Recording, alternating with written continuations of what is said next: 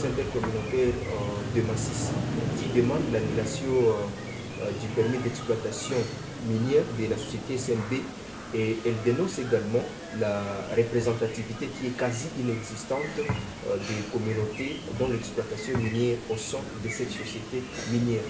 Est-ce que cette demande de la jeunesse est fondée? Je peux dire que c'est une demande qu'on peut dire légitime. C'est légitime, mais il faut voir dans un contexte, quand on est dans un cadre des permis miniers, il y a aussi des lois.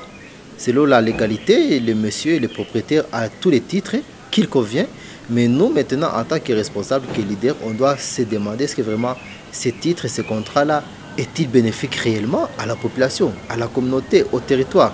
Et c'est là où il y a des questions. Et là, les préoccupations de la jeunesse intercommunautaire de Massissi, c'est une préoccupation légitime. On va essayer de les accompagner, voir si on peut trouver quand même un terrain d'entente, que les exploitants et la population puissent trouver un terrain d'attente. Parce qu'en tant que l'État, pour moi, l'État est le parent de tout le monde. Et les parents de ces commerçants, de cet entrepreneur qui a investi son argent, mais aussi c'est les parents de ces paysans qui ont aussi leur vie à protéger, qui ont aussi droit à bénéficier des ressources qui viennent du territoire de Massissi. Alors il y aura alors une question dès qu'on rentre à Kinshasa, voir comment essayer d'aborder les différents acteurs, que ce soit les gens de la SMB, de la Coperama et les autres notables leaders de Massissi, qu'on aborde aussi le gouvernement, l'administration des mines, qu'on essaie de trouver une solution à long terme. Parce que si on continue à se taire, il y aura toujours des risques que la situation se dégrade de plus en plus. Il risque d'avoir des pertes en vie humaine, quelque chose qu'on ne peut pas leur encourager. Et s'il faut parler aussi de la situation sécuritaire en territoire de Massissi, il y a les NDC rénovés et les Natura qui se disputent le contrôle du groupement de Bachadi Mokoto.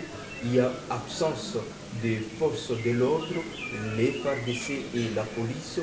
Est-ce que réellement, qu'est-ce qu'il faut au juste pour remédier à cette insécurité qui est grandissante dans le territoire de Massissi? Bon, à Massissi, il n'y a pas que les NDC et les Nyatura, il y a aussi d'autres groupes armés qui s'affrontent. Il y a également les APCLS qui sont là. Il y a beaucoup de groupes, mais c'est vrai qu'actuellement, tout cela est dû à un renforcement des opérations menées essentiellement par les NDC contre les autres groupes armés, que ce soit à Massissi, mais ça traverse aussi à retour dans les Bouito.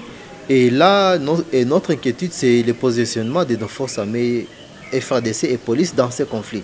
Nous pensons qu'en tant que gouvernement, les FARDC devraient s'imposer et rétablir l'ordre. C'est à eux seuls qui revient la mission de sécuriser la population. Il ne faut pas laisser les groupes armés s'affronter entre eux. C'est aux FARDC, mais nous savons que les FARDC ont un problème sérieux, c'est un problème d'effectifs. Alors qu'on puisse travailler ensemble pour trouver une solution. La vraie solution, c'est de renforcer les effectifs des FARDC, augmenter les matériels, les dotations, afin qu'ils soient en mesure de sécuriser tout le monde. Mais qu'on ne laisse pas des groupes armés qui sont la plupart à caractère communautaire. Et si on les laisse comme ça, à fin de compte, on risque encore de raviver les conflits communautaires qu'on avait connus dans les années 90 et 93. C'est quelque chose qui n'est pas beau.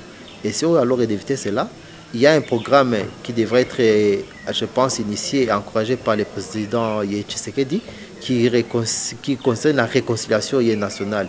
Et dans ce programme de réconciliation, il y a une réintégration des éléments des groupes armés, les jeunes qui ont la volonté de servir le pays, mais qui doivent passer par un cycle de réformation, surtout en ce qui concerne la discipline militaire, le respect des droits de l'homme. Cela peut réintégrer les FARDC pour justement faire face à ces problèmes d'effectifs.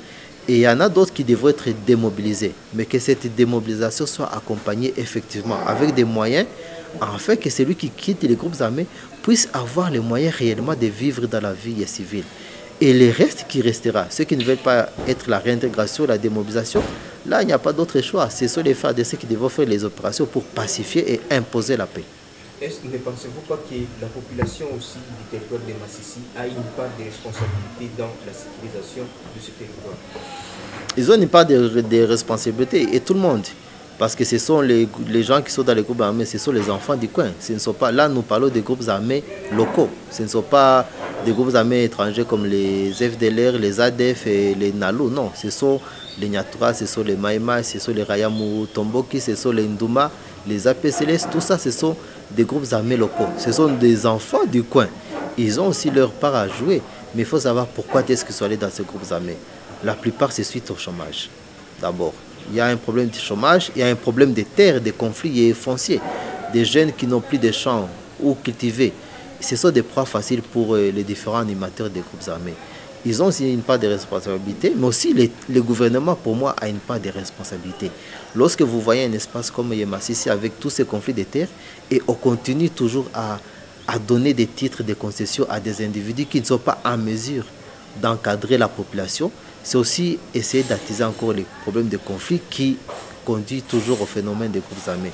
Donc il y a la population, il y a l'État, il y a aussi des acteurs. Il y a des acteurs politiques qui, à la veille des élections, ont toujours tendance à manipuler ces groupes armés pour essayer de se construire une certaine base. Ça, on l'a connu, que ce soit en 2006, on l'a connu, en 2011, on l'a connu, encore en 2018, on l'a connu.